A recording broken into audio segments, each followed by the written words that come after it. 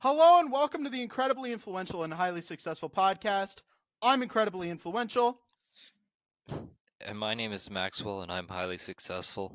My name is Kael. I got really excited going into this. Um, He forgot his own name, I did. I forgot my own name. just for you. It's too late. We're going. We're going deep into it. We're deep and fast and hard. Uh, we are making love to this podcast episode. Hope you're ready for it. Hot, steamy session of sweet, sweet love. Uh, how you doing? How you doing, buddy? Who? Me? Who else would I be talking to? Oh, I don't know. I'm doing good, you know? Let me tell you. I'm not doing so good. You want to know why? No? Do you want to Yeah. know why? Yeah, Why let's don't you talk about it. elaborate? Why don't you elaborate on why your life has not been good? Let's talk about it. So, uh, something happened, in between the last episode and this one. In that, I think it was on Friday, like last Friday, I think. My my PC that I had since January shat itself and died, like completely gone. It's dead. It's dead. It's gone. It's yeah, completely shat the bed. Real tragic. It really was. How did Uh, it just die? We don't know. so here's the story. Morning Glory. Great album, by the way. Oasis. Fucking those first two albums were fantastic. But so I was walking by my computer, right? I was like, and I knew I had to go stream, right? So I turned it on, but I'm like, oh wait, no, I'm streaming Baldur's Gate. That's on my Xbox. That's downstairs. I don't need my computer right now. So I pressed the boot up button real quick, and then I was like, and then I had that realization, and I was like, oh shit. So I pressed the boot up button again to manually shut it off, right? And it shut off, Yep. and I walked away. I went downstairs. I streamed for like an hour. I came back and I tried to turn it on because I wanted to get the highlights from the stream, and it didn't work. Like I booted it up. Everything would flash, um, including my DRAM light and the CPU light. So there was something wrong with it. So I had to take it all the way to Best Buy because I bought it before I knew that I would be going someplace that was nearly 60 miles away from a Best Buy. And I had a warranty there. So I had the warranty on it. I drove it all the way there. It was an hour and a half drive one way. And they Brutal. basically told me, yeah, there's nothing we can do, but we'll send it back in and you've got this warranty thing, so you're covered. So we're going to knock off like $2,000 from a new PC. And they didn't have one of the old model that I had because I had the Skytech Prism 2, and so they launched the Prism 3 in the time since I bought it.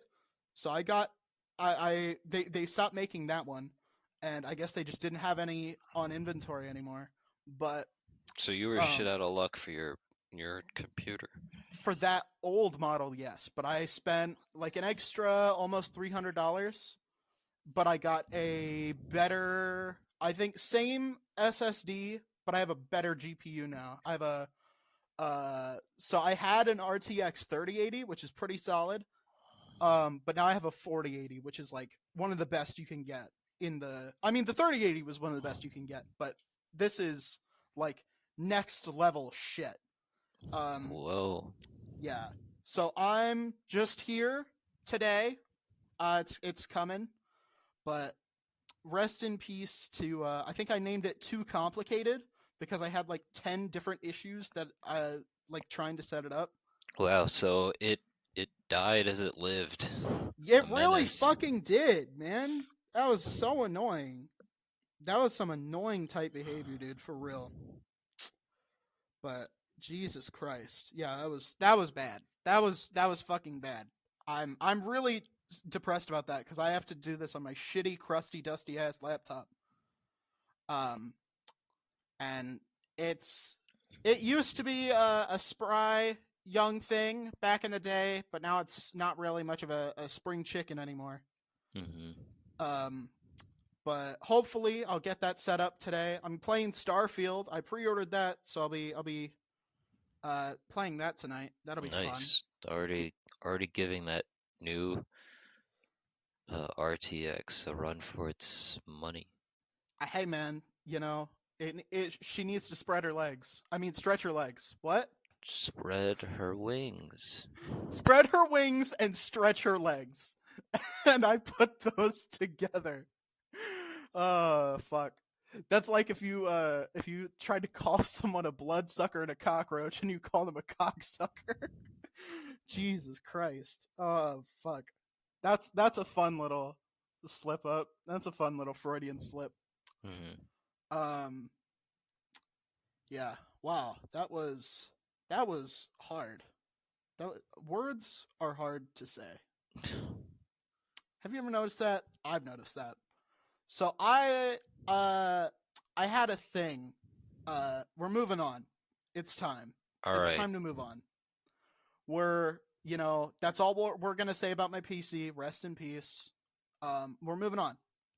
So this is gonna be like the main event for this episode. So get excited. Here we go. We're just jumping straight into it.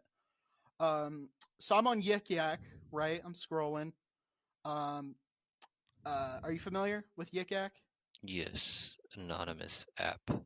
Yeah, it's like for college students. Yeah, it's like anonymous Twitter, but also there's like different groups for specific schools. So I'm on my Yik Yak for my school, and I saw this post that was like, where are all the girls with no rosters and who don't have 10 backup dudes? And I was like, and it like got me thinking, right? Mm-hmm. So like I mean, you're out of the game, right? But for us single people, a lot of us are really like unhappy with how like the modern dating system works. And I had a theory, right, that I wanted to test. I'm a psychologist. I'm a man of the sciences, and I had a hypothesis that I wanted to test. I was thinking that like, everybody's got like the roster, dudes and ladies. They've all got one. So I decided I would do a little questionnaire, right, just to get some like background. So I asked, I forget how many women and how many dudes. Um, uh, 1, 2, 3, 4, 5, 6. 6 dudes and 1, 2, 3, 4, 5, 6, 7, 8 ladies. So what is that? 14 people in all. By the way, both me and Max, Max, I did ask you, and your answers are in here as well. I am a part of your survey. You were. I also filled out the questionnaire myself. Everyone has anonymous letters, so nobody's all these answers are anonymous, so nobody gets to know who answered what. But yeah, we're both in there somewhere. But my theory, my hypothesis was that it's a race to the bottom. If you're familiar with that sort of term, where it's like one person's doing one thing that's like shitty, and then someone else is like, okay, well this person's doing this, so I'm gonna do it too, because they're already doing it, right? It's like Right. two wrongs don't make a right, but everyone's doing it, and then someone else is like, well, if they're doing this, then I'm gonna do it even more, and if they're doing that, then I'm gonna do it even more, and it's just race to the bottom. So that's my theory. My theory on how it started is like, somebody was interested in someone else, and they got rejected in favor of like the main person, and they felt like an option, right? Uh, like so for the purposes of this questionnaire, I'm studying the roster in quotes system in Mm-hmm. modern dating, and how I defined it is uh, when someone is mainly interested in one person, but they keep backup uh, options on the bench just in case. Uh, and I think that like somebody started doing that, like they were mainly interested, but they had some other people for whatever reason, and one of those people, one of those backups was really interested in someone, but then they got rejected in favor of their main interest, and I think they were just like, hey, have I'm gonna do the same thing. I'm gonna have um backups myself. I don't want to like open myself up to that vulnerability ever again, and then the people who were backups on that roster, they started doing it, and then their people, etc., etc., etc. And I think it's like an issue of like reciprocity, where it's like, if I'm being treated like that, I should treat others like that. And I think what I thought before I asked people is that nobody actually enjoys um the system, but a lot of people think they do, because they don't have to like put their heart on the line, because even if they do, they could be like, you know okay, but I've got like four other girls or four other guys uh backup, so I don't it doesn't hurt that bad. Mm, um okay. yeah. And I don't know, I think it's like dating and like romantic relationships are like the most emotionally vulnerable and most intimate thing that you can do in your Right. life, Right. and people are cheating the system uh to like find a way to get out of the emotionally intimate and vulnerable part.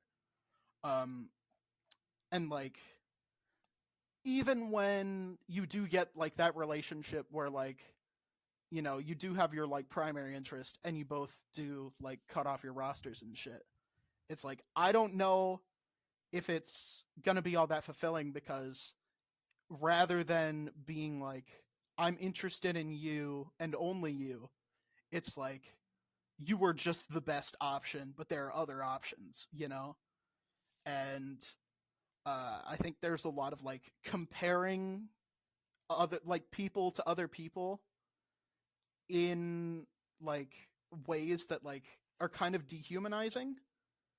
And uh I again, I filled all this out before I asked the questionnaire, but I'm thinking like, I was thinking that like, the only way that the system's ever going to change is if we all collectively decide to stop doing it. And there's no way that that's ever going to happen, because it's nice in the short term. Like, a lot of people are like enjoying it because it like protects their heart, and they kind of get to have their cake and eat it too. Um, Mm, you know, okay. and it's kind of like the easy way out, because like, if you're just investing all your time and all your energy into one person, and you get rejected by them, it fucking sucks. Like, if that doesn't work out, it sucks. So people are now just like, it's like diversifying your stock portfolio. It's the logical thing to do, but relationships aren't based on logic. They're based on like feelings and shit. Like I understand where they're coming from logically, and it makes a lot of sense logically, but I think it's setting everyone up for failure. I see.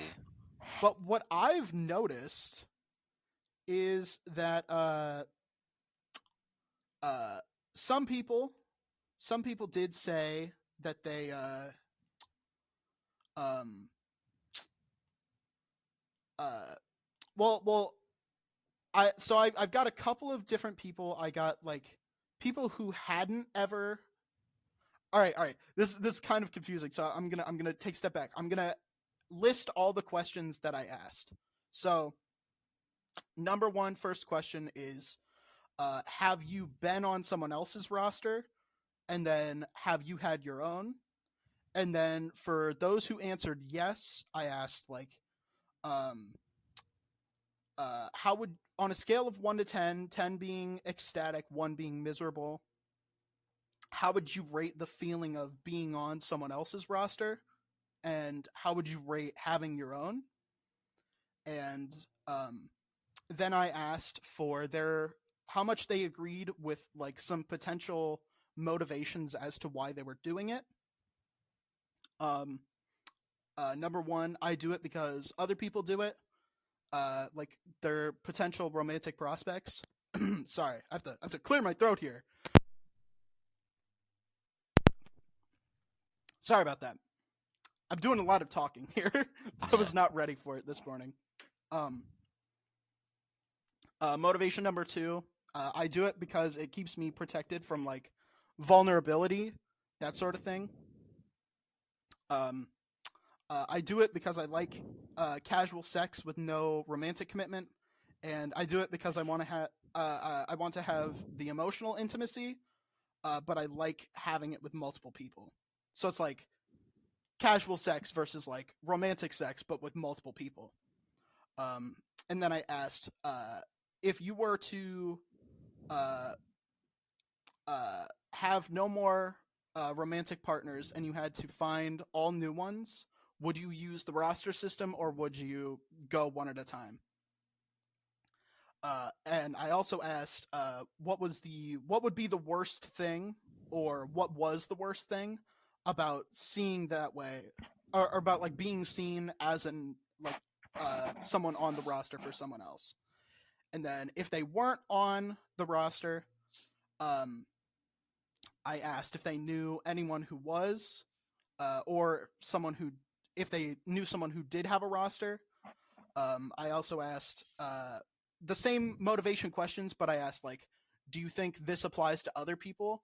There were a couple of people in the survey who I also asked that to, who like I wanted to know their personal motivations, and then I also wanted to know what they thought other people's motivations were. So I decided to look into that. But It's a good way of obtaining a sample. yeah, um, so I asked that, and then if they weren't on one or never had one, I asked, where do you think you would fall on the scale if you knew you were on the roster for someone else, 1 to 10? So um, a lot of the men on the list were uh, I. So one of the things I noticed is like a lot of the men on the list were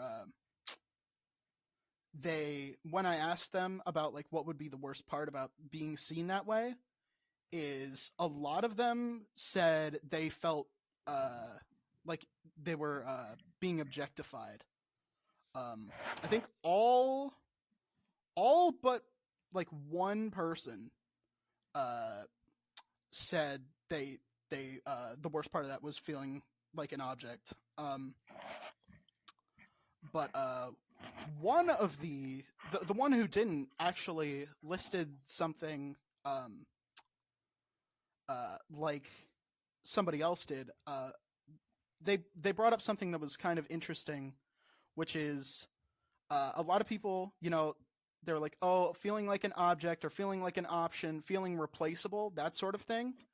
Hmm. Um, but a couple of people said that the worst thing about being on that roster is just like the spread of like STDs and STIs and shit. And I didn't think about that actually, but I think like 2 or 3 people said that. So I, yeah, I was interested to see that and think about that. But like, um, I That think what I, is yeah, that could be more likely. That's that is true. yeah, But I mean, you could also be safer about it. very true. You know, protection, but still, there's always that chance. Um, but a lot of people, uh, I think just about everyone wrote down that being on one was a negative experience. Almost everyone wrote that being on somebody else's roster was less than 5, and other people wrote down that there were like very few people who were like okay with it, and but like almost everyone had a higher opinion of having one than being on one, which is not surprising, you know.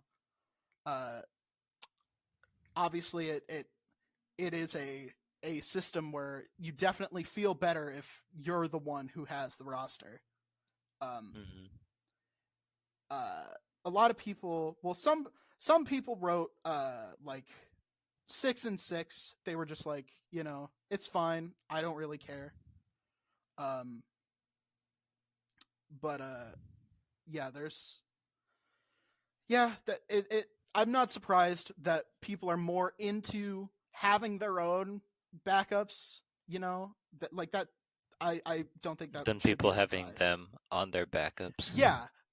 It's not a fun system, but I do know I did see there was one male respondent F, um, had previously had a roster and been on somebody else's, and male respondent F wrote being on one as a 6, and he also wrote back then it was a 9, but he would say that it is a 1 now because he regrets hurting people.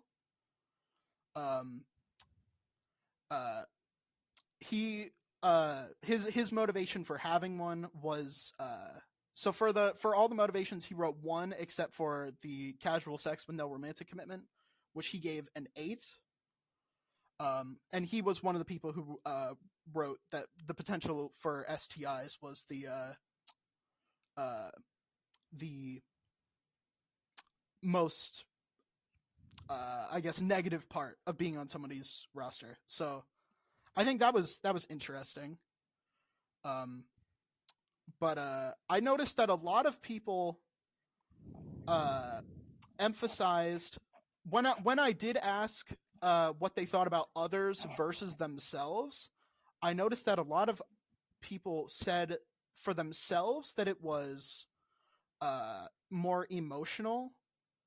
Uh, I have a female respondent K, who didn't know for sure that they were on a roster, but most likely, and who also had a roster at one point. Um, she wrote down being in one was a 4, and having one was an 8. Uh, she also mentioned it Hmm. was a confidence boost.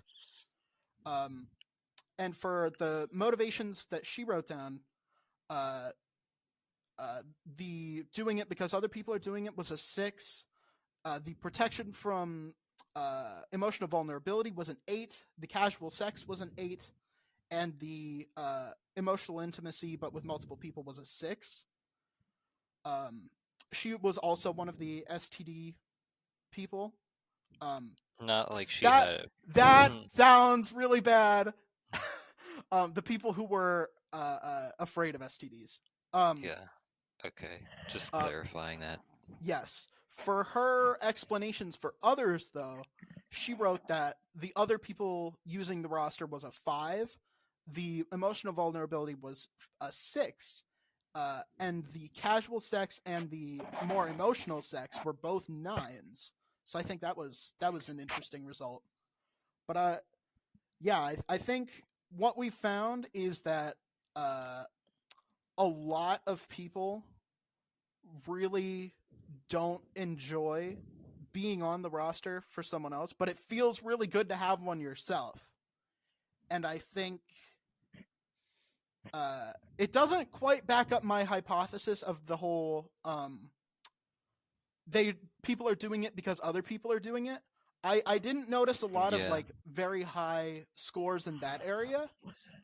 There were a few, but not super many. Um, but like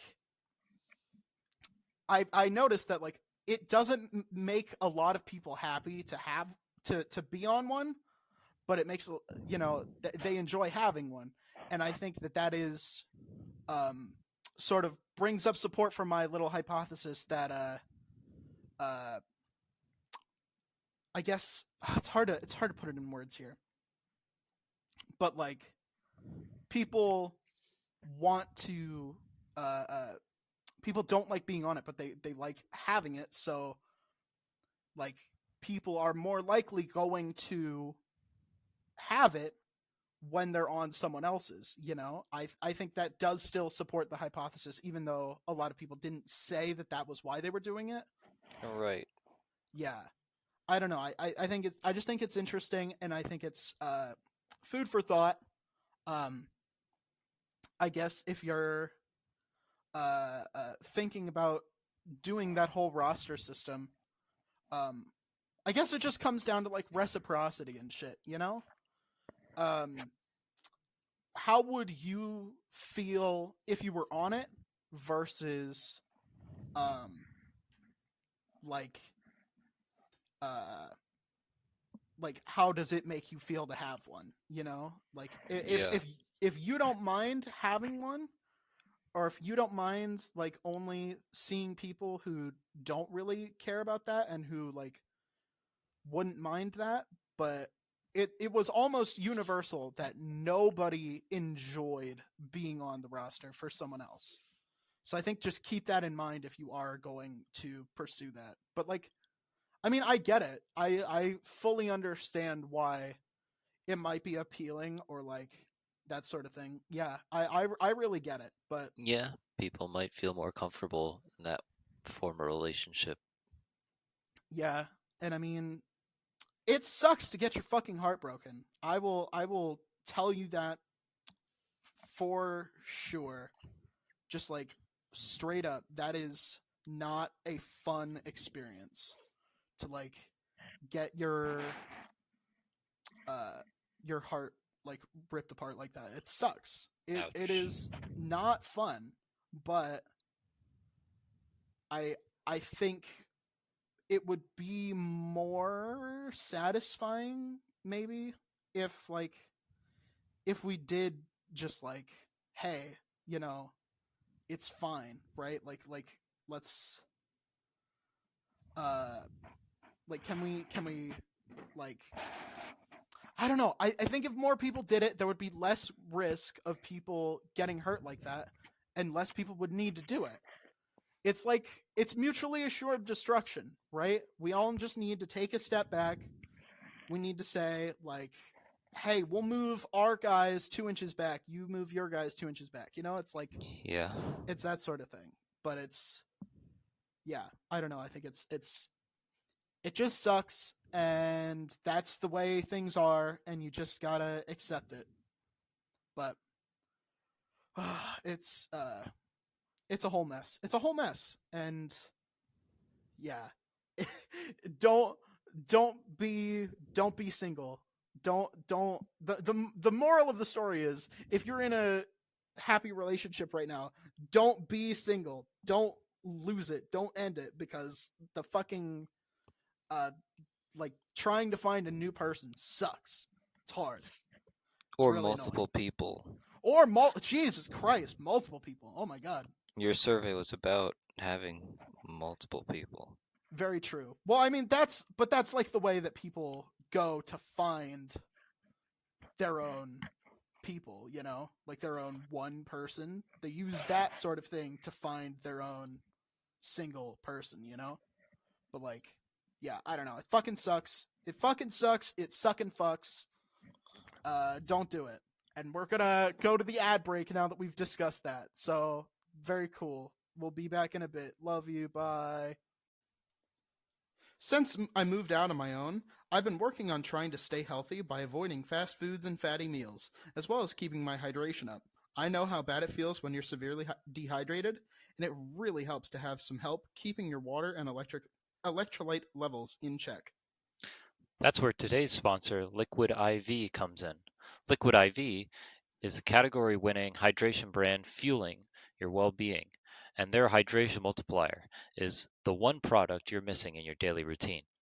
In just one stick, you get 5 essential vitamins and twice the hydration speed from water alone, plus 3 times the electrolytes of a traditional sports drink.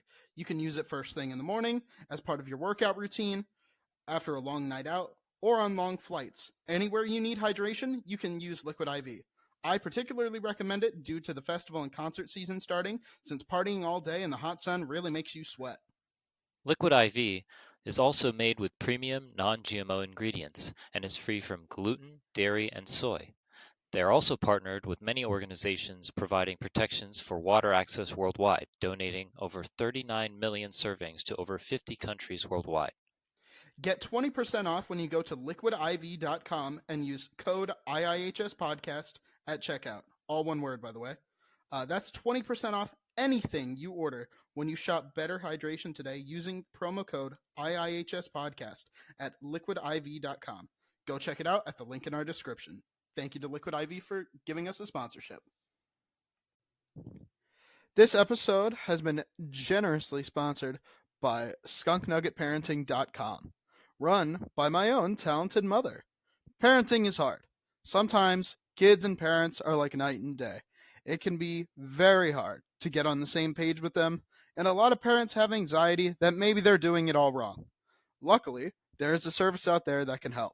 Skunk Nugget Parenting Solutions is a company that provides parent coaching services, resource referrals, and psychological profiling, along with 24/7 phone and text access in an all-virtual program. Plus, the first consultation is free. In order to get this amazing service, please visit skunknuggetparenting.com. That is skunknuggetparenting.com. Thank you to Skunk Nugget Parenting Solutions for sponsoring this episode. Thank you all for listening. And now, back to the podcast. Hello, everyone. Welcome back to the show. I'm here. We're here. We're talking. We are. You guys ready? We're talking about Ahsoka again. Here we go. Let's go. Let's go. It's time. We need to talk about it. Or do we? I don't think that much happened, actually. I mean, it was cool. We got to see. All right, we're going in. We're just going with spoilers. So from here on out, go watch the episode. Actually, go sub to our Patreon, patreon.com/IIHS podcast, all one word. To go do the little episode commentary, because hopefully we'll have that out by then. If not, stay tuned.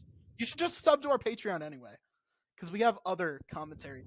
So you should just go over there and do it. Just what are you waiting for? Don't be a pussy. Do it. Come on. You get a free trial. It's literally free. Do it. Don't be. Yeah. Oh no. It sounds like the microphone came out again. God damn it! My fucking. What was the last thing I said? You were talking about. So we tried to record this second half just 30 seconds ago, and and the same thing happened. Yes. So my mic jack, if it comes out just a second, like just for a second, and just like a hair out of the aux hole, it just fucking stops. We're only human people. We are indeed human people. That is true. But fuck, that's so annoying. That's really annoying. But yeah, all right. That's me. We're yeah. Anywho, what was I saying? We watched Ahsoka episode 3 together.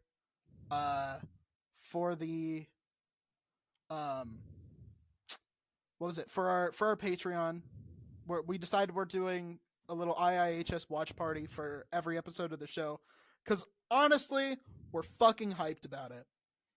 So we did episode 3 already, but we're gonna do 1 and 2 probably, hopefully before this episode comes out. But I don't know. I've got a busy weekend this week. But yeah, happy Labor Day, by the way. I hope you guys had a good Labor Day.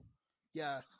Had/have. If you're listening this on Patreon, you know what it is. You know what's good. But yeah, we watched that, and yeah, I was hyped about it. But from here on out, we're just doing it's spoilers all the way through, so go watch it. But what did you think about the episode overall? Short and sweet.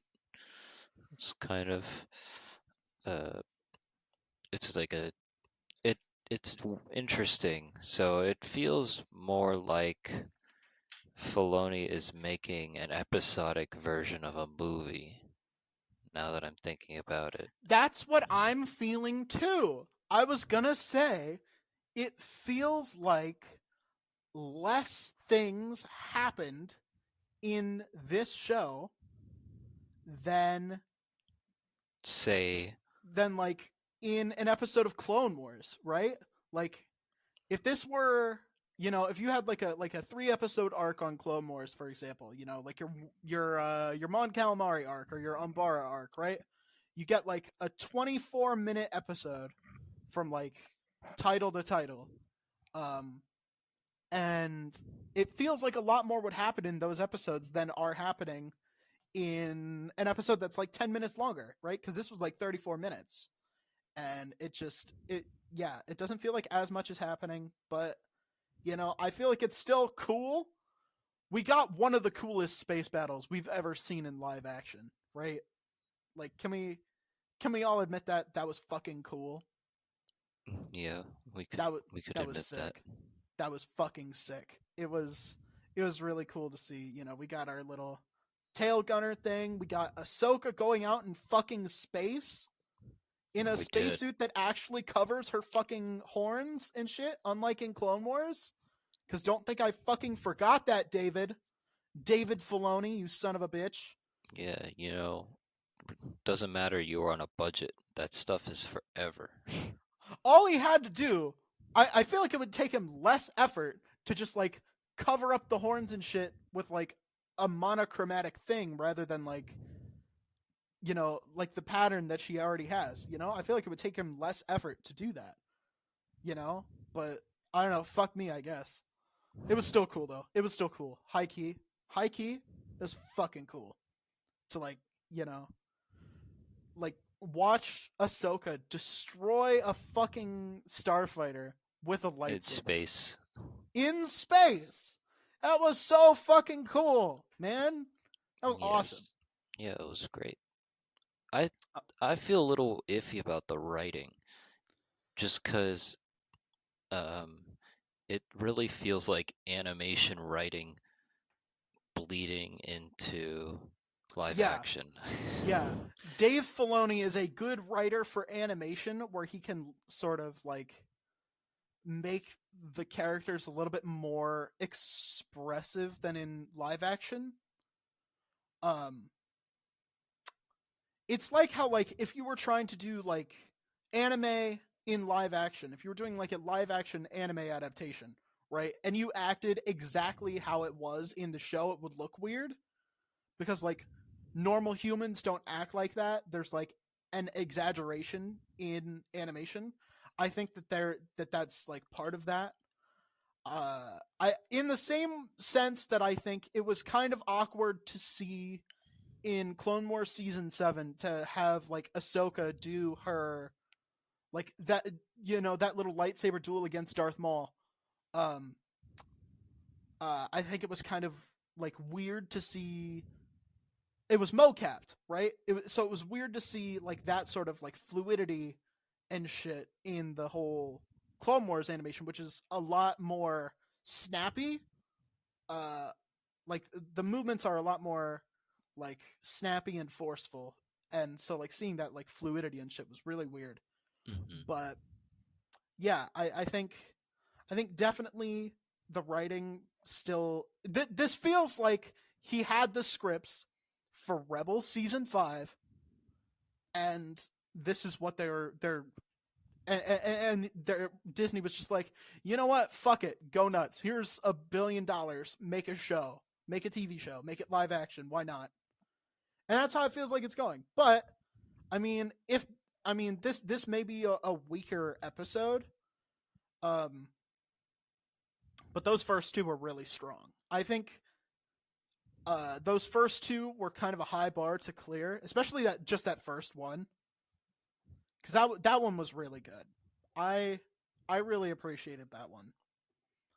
But we got to see Hera. I think Mary Elizabeth Winstead really got to step into her own as Hera. I already didn't see Ramona Flowers in there because Mary Elizabeth Winstead's a really fucking talented actress, but holy shit, she really knocked it out of the park. She really has. I think she really did watch every single episode of Rebels with Vanessa Marshall as Hera, and I think she was really she's really captured it. I really think she's captured that whole essence very well. I'm really enjoying her performance. She's kind of a dark horse. I really didn't think that she would be coming out ahead like that over, Rosario Dawson, over Natasha Liu Bordizzo, over, Ivana Sakno, over Ray Stevenson. But she's really, honestly, she's my favorite performance in the whole show.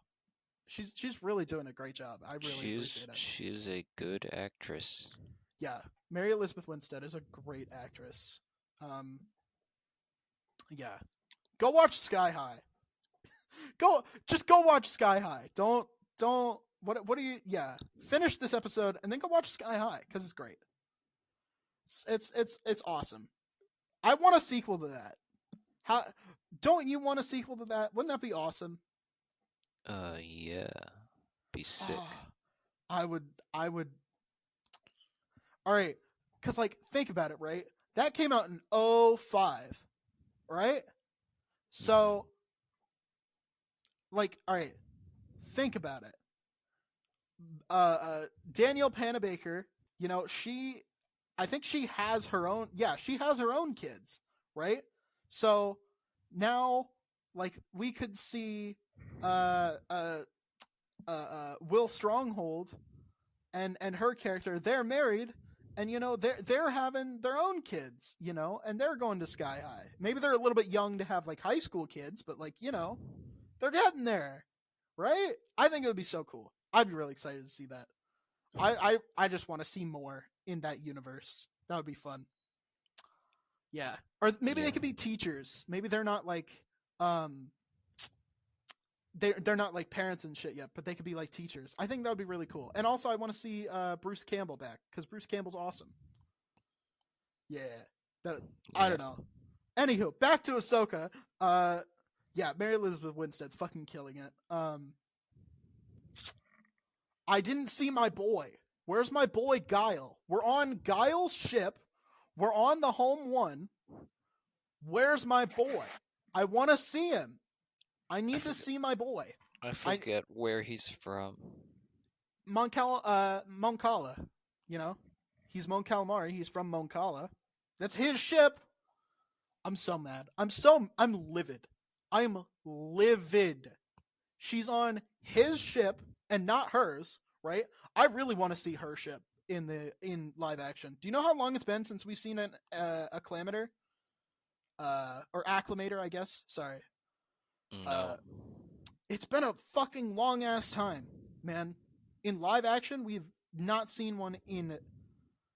It might be decades. It might be multiple decades because it might have been 2002. I don't know if we saw one in Revenge of the Sith. I think maybe we did, but fuck, man, I miss it. It's such a cool ship. It's really fucking cool, man. It's so cool. Yeah, it's so cool. I was going back and rewatching the episodes. It's very amusing. Just a lot of detail put into it visually. The ship it was kind of destroyed after they saved Morgan Elsbeth, so you can see debris floating in space. Yeah, that was cool. That was cool too. I don't know. There's so many small details. I'm enjoying it. I think it was really cool. I have enjoyed watching this. But and I'm excited to see what they're like, where they're going, what they're doing. Maroc. We need to talk about Maroc. Who is it? Who's it gonna be? He is the last Inquisitor. This man has done nothing for 9 years No, since the he can't empires be. fell, He and can't be. he's out of a job. He's out of a job. The Inquisitorius is gone. Vader's dead. That's So why I'm thinking he what does he do? can't be. He can't be like an actual. He's not. He can't be. It's not. It's not. He's not a thing. He's somebody else's thing. Why He's a can't dude. he? They just kind of make Inquisitors now, you know? They just kind of make them out of a hat. They're like, Yeah. this is a new Inquisitor. And you're supposed to be like, okay, well, I guess that's fine. Because, No, it's somebody else. It's somebody else. It's somebody else. It's somebody else. It has to be somebody else. That's all I'm gonna tell you. Also, I'm on Wikipedia right now. It's looking like we did not see an acclimator in Revenge of the Sith. So yes, it has been literally double-digit decades since we've seen an acclimator in live action, which is, I mean, that's just kind of a crying shame, isn't it? That's yeah, just kind of a damn shame. remember how worked up we got when TIE Interceptors came back in live action? Yeah, that was cool. That It's the was same cool. thing happening here. Yeah. Yeah. TIE Interceptors are so fucking cool. Such a cool little design. It's like it's got little talons coming at you. It's gonna scratch you. It's gonna scratch you. You better watch out. It's super cool. Very intimidating. Yeah. But like, yeah, she got her own ship. I want to see her on that. You know? I want to see Alphabet Squadron. You know? Wouldn't that be cool? That'd be cool. That'd be Live pretty easy action, to do. Just yeah. just model the ships. Yeah. Live action Alphabet Squadron. Just have a whole galaxy congregate in the same place at once. I want to Dave. see It won't make any sense. I want to see existing characters so my member berries can go off, okay? That's all I fucking want. Yeah, I just want an Avengers style Star Wars project where the ghost of Anakin and Ahsoka and this guy who doesn't take his helmet off all do fun missions together, and one's a ghost. Shut up. It's cool. It's gonna happen. It is cool. It is gonna happen though. They're gonna do some weird giant project with all the characters. Dave Filoni's gonna make a movie about that. It's gonna be really cool. What's really funny is like Twitter is an absolute hellscape right now for two reasons, right? Number one, the fucking Zack Snyder cult. Yeah, we'll talk about that in a minute. But also, there's like so many people who are like pretending that Star Wars is dead, right? The premiere episode. People are very confident in that. The premiere episode had double-digit millions of views in less than a week. I think it had 14 million views by, what was it, Tuesday, when episode 3 came out. It had like 14 million. It was fucking insane. That's a pretty good rate. It came out at 6 p.m. Pacific on Tuesday, and by, I think, midnight that night. Somebody will have to correct me if I'm wrong, but by midnight, it had like 1.2 million views. It's fucking insane. People were watching the shit out of it. Yeah. I think the only thing that sucks is Disney keeps fucking changing when it's coming out, right? Because we started out with Mandalorian on, what was it, Wednesdays? Wasn't it Wednesday? I think it was Wednesdays. And then we switched over to Fridays. And then we switched back to Wednesdays. And then we switched over. Now we're on Tuesdays in the evenings, you know? And it's just like, fucking pick a time. Come on. Figure it out. Right. Right. Yeah. It's yeah, I don't know. The studios are kind of fucked right now. But Yeah, they got a lot going on. yeah. I mean, their own actors are at these strikes right now. Yeah. I mean, yeah, that is probably unfortunate for these people. For my for my Disney. Disney, you need to quit being fucking losers and figure this shit out, because I think my stock prices are kind of tanking right now, and I'm gonna need you to not be idiots right now, please. Uh-oh. Your Iger, your job is to make me rich, and my stocks have been plummeting since March 2021. Disney was worth almost $200 on March 15th, 2021. Do you know how much it's worth right now? Like 170. No. It's worth 81.46. Holy shit. Less than half. That is bad. How did that happen? That seems Because like kind of a ball drop for Disney. I thought it was what was it? Chapek, the guy who was before Iger, or in between Iger, because Iger was there and then he came back because Chapek fucked it up. But Yeah. yeah, I don't know. We're getting fucked. They're worse. All right, so on March 23rd, 2020, that was when the pandemic really hit in America, right? And like everything dropped. Stock prices just tanked, right? Mhm. We are worse now than we were then. That's how bad it is. And It's by so that over. and what are you referring to? Stock price. Okay. It was 96.40. It dropped in the triple digits there, and that was like some of the worst it had ever been. But like now we're on the regular in the double digits, and it sucks. It sucks. I think we need to honestly, high key, Yeah. if Disney, I do have a business degree with honors, right?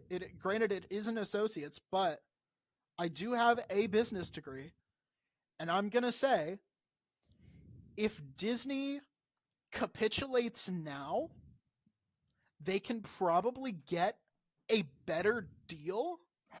Like if Disney is negotiating on the sidelines and they're like, hey, SAG-AFTRA, hey, Writers Guild, if we give you this shit, you can come back to work for us, right? And the other studios will have to like scramble to get like a better deal out. So I think if Disney does it now, they can get the actors coming back later. Like they can start.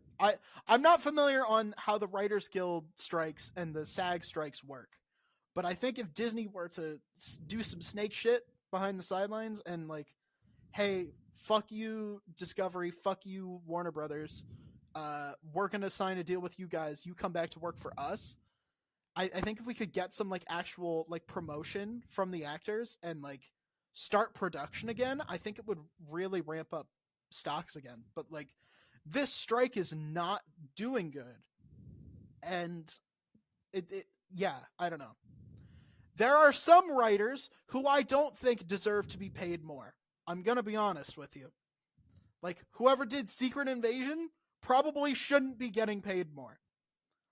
I think if they're struggling for the quality of their work, yeah, I get it. Same with the people who wrote like modern, like a lot of modern video games. The one that comes to mind most of all is like Forspoken, right? If you wrote Yeah. that, you and you're struggling financially, I get it. That's the market at work. But I think it is in the best interest if the studios just fucking capitulate. But I understand why that might make the investors scared off. It's a whole it's fucking mess. It's a whole fucking mess is what it it's is. not what you want. Nothing is what I want. Yes. Nothing is ever what I fucking want. For real. It's ridiculous. It's ridiculous. It is fucking ridiculous. Actually, do you want to do I mean, it's a little early. It's a little early, but I have an idea for a big red button later. Oh, you do. Yeah. But that's a good one actually. I'm actually kind of proud of myself for coming up with this one. I'm actually pretty proud. But yeah, I don't know. I think. Well, you're an actor. Let's talk. Actually, we should probably talk about that. Let's. I heard you auditioned for some things, and tell us how that's going. Yeah, I did, and then I got callbacks, and then I got cast. So pretty exciting for me. Just What something show to is do. it? It's Much Ado About Nothing. Ooh, Shakespeare. Nice. Yeah, Shakespeare. So is it like a modern adaptation, or are you just going like classic 1500 style costumes and shit? I think it's 1500s. Nice. I don't know what the extent of the costumes will be, but if we're talking about costumes, I think my favorite show for that, my favorite Shakespeare show for that has got to be Midsummer Nights. Oh my god. They go crazy cuz like yeah, they the did that in Sealy the Court. spring. Yeah. Did you go see it? Or were you in it? I didn't get to see it. I was a little too preoccupied with other shows Yeah. that semester. But, still cool they did it. Yeah. I would love to just see like a really big budget, played straight, just full on adaptation of Midsummer Night's Dream. Like the exact like just timeless and shit, right? But like with the budget of like a big movie, you know? Like Yes. same exact like first like the normal Shakespeare script, right? Don't change a fucking thing. It's perfect, you know? And just I would love to see that. I would love to see that. I know that that's for me, but like Midsummer Night's Dream is so fucking cool. It's so fucking fun. I love Yeah. that one. We're losing out not having an adaptation. Yeah. I did Taming of the Shrew, and wow, that show is sexist. We really probably should not have put that show on in the year of our Lord 2017. Especially with what was going on in 2017. Holy shit. That was that was a thing, you know. Summer 2017 and we were putting on The Taming of the Shrew. Utah is a different fucking place, man. That is a backwards ass place for real. They do things weird there. But I fucking I mean, yeah. I love Shakespeare was great. Yep. Yeah.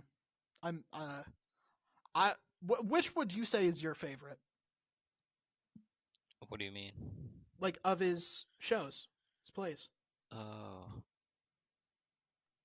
I don't know. I would cop out and say Hamlet.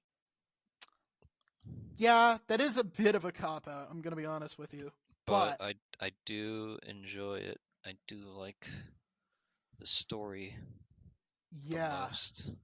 Yeah, So it's good. I'm gonna stand by it. It's a good tragedy. I really enjoy it. I think it's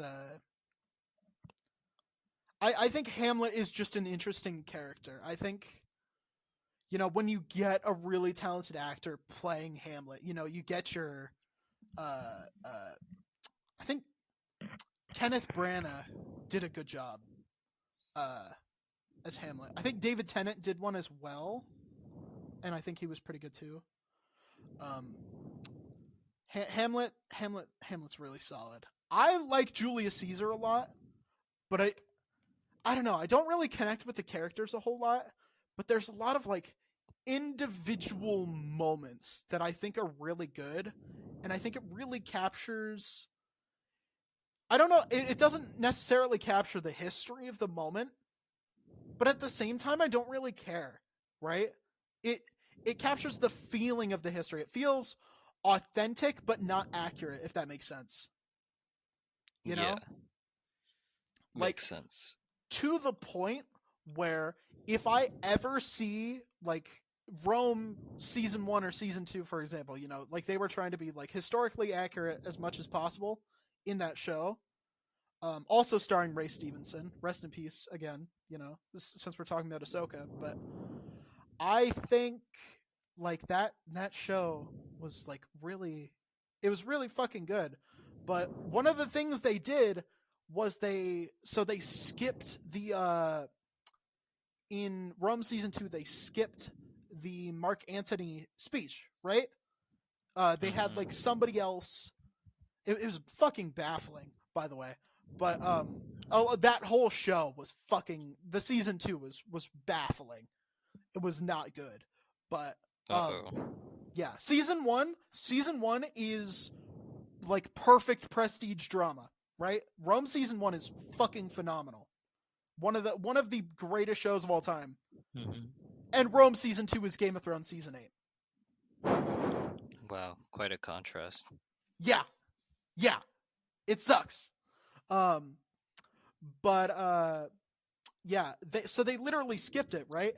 Because I think the writers have to live up to one of the best monologues in all of history. And you know what I think?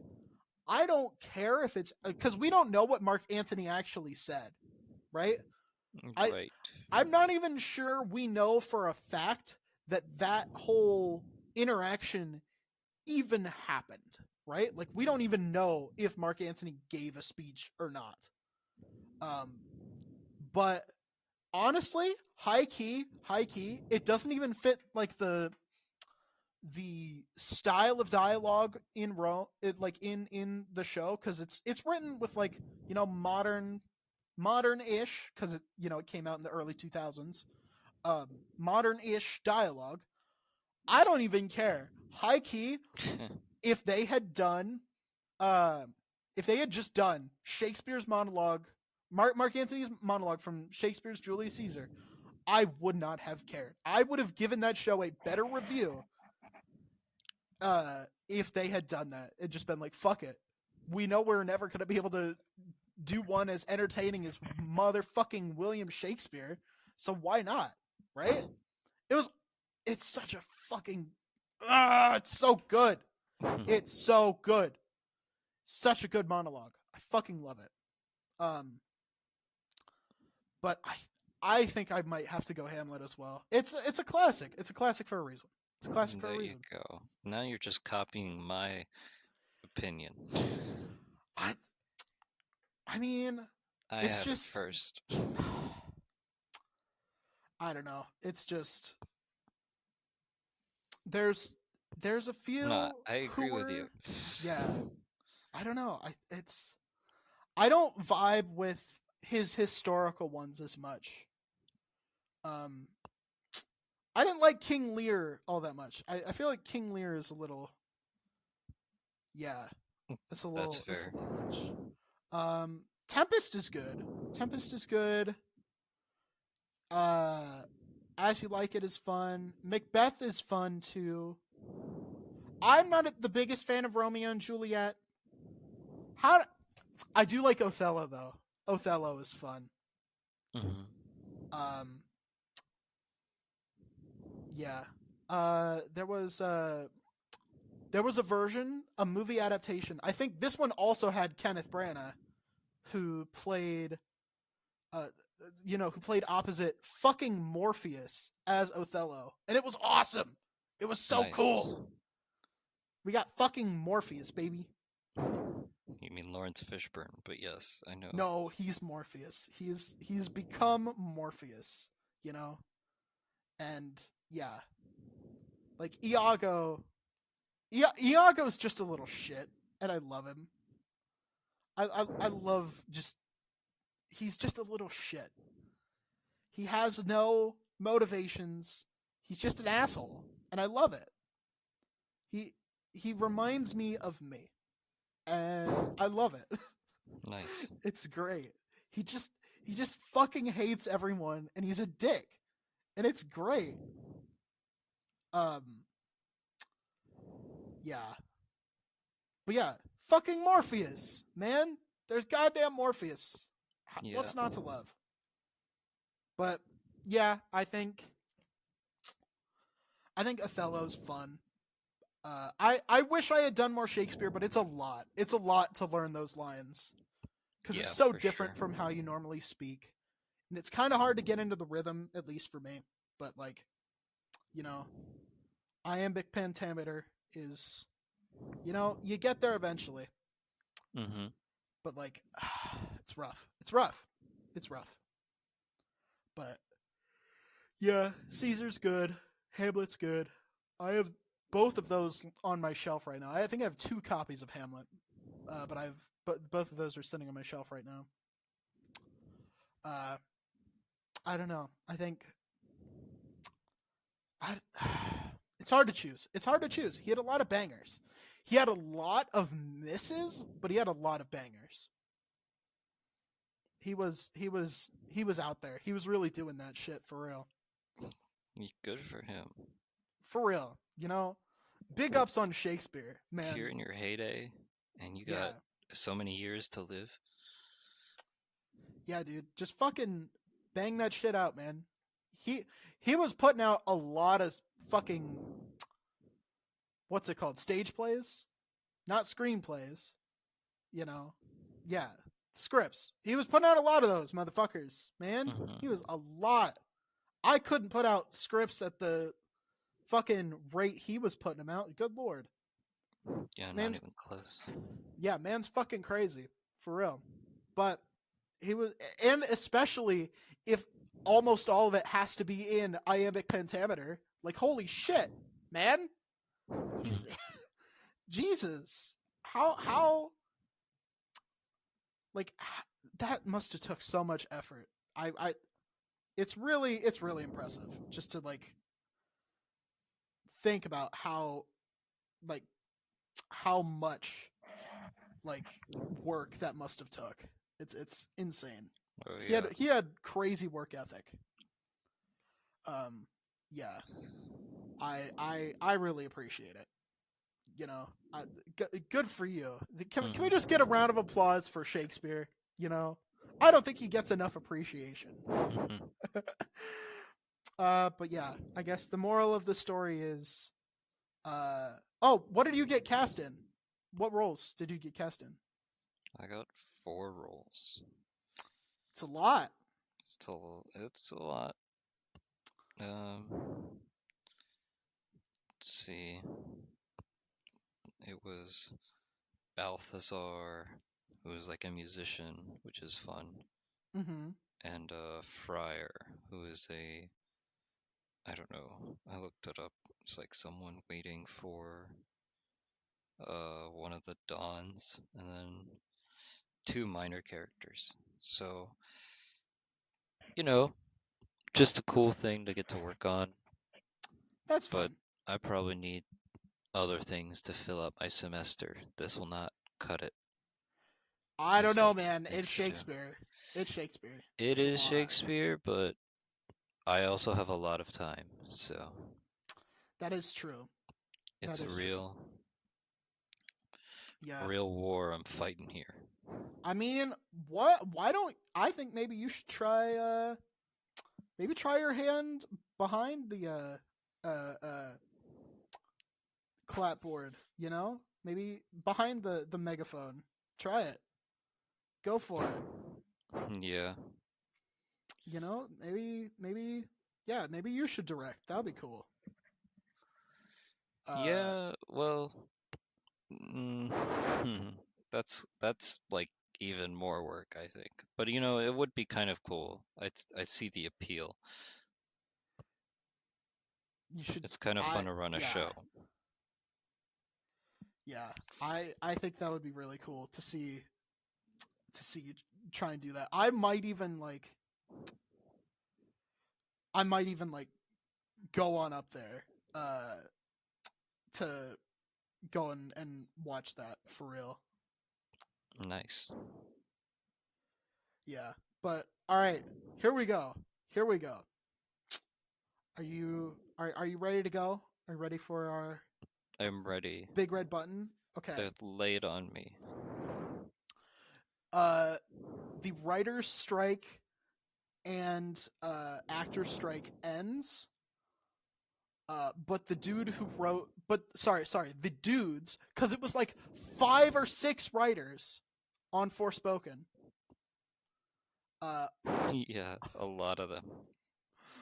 All of them get a brand new mansion to flex on you with. Well, that damn. Those people really like they didn't have editors or what, like what was going on in that script? I don't know. I mean, okay.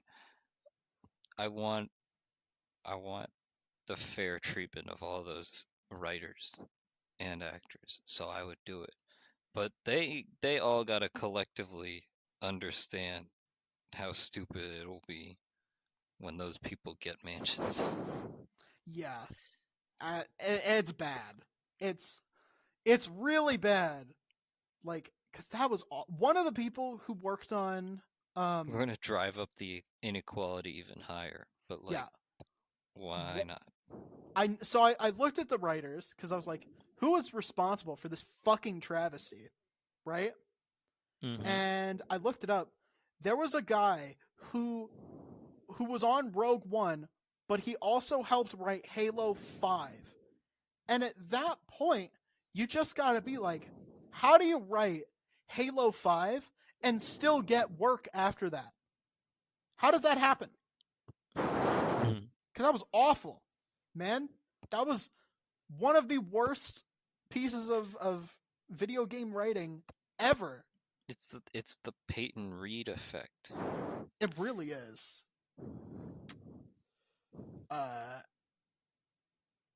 Yeah. But fuck, man. That sucks.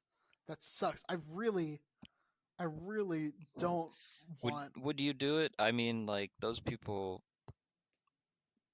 are like, I don't know.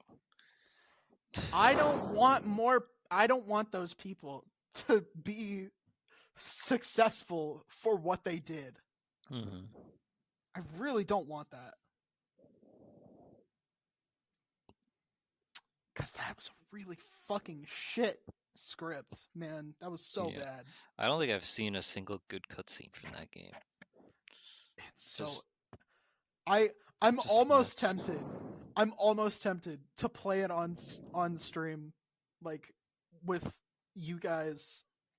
Maybe in T-minus, what is it, 19 days? Because today is September 1st as we're recording this. I think we forgot to mention that. Yeah, today is September 1st as we're recording this, and 19 days till my birthday, and I can legally buy my own alcohol. I can truly become the alcoholic I was born to be. And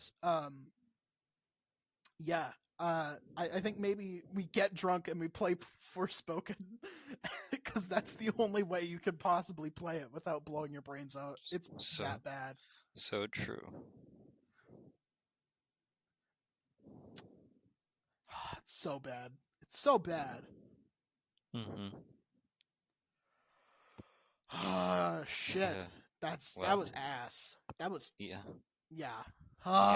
Man. Every time you get reminded of it. Yeah. Also, I think All right. I had a really good title for this episode, but now that we're coming to a close, I don't think I can use it, and that sucks. That's really sad. Because it's a really good episode, and we have to wait another week before we can use it. Oh, that sucks. That sucks. Oh, that's cringe. That's really cringe. But whatever. It's fine. It's fine. So look out for, what is it, next week? Or maybe the week after? I don't know. For that title, because that's going to be really funny. It's going to be really funny. Max, you know the one I'm talking about, right? I think I do. Yeah. Yeah, it's fun. But I think that's about all we have to say. Did you have anything you wanted to add? Nope. All right. Well, if you want to get these episodes early and without ads, you just want to turn on and just skip right past the ad break, head on over to patreon.com/IIHS podcast, all one word. Just like our most lovely and favorite patron, Justin Connor, in the supporter tier. So if you want a cool shout out like that, join the supporter tier. If you want an even cooler shout out, join the influential and successful tier, which is where you get the early access to the ad-free episodes. You also get our movie commentaries and also TV show commentaries. Eventually, give us a little bit, and we'll get on that for you real quick. Yeah, very cool. So head on over, do that. It's fun. It's great. It's worth it.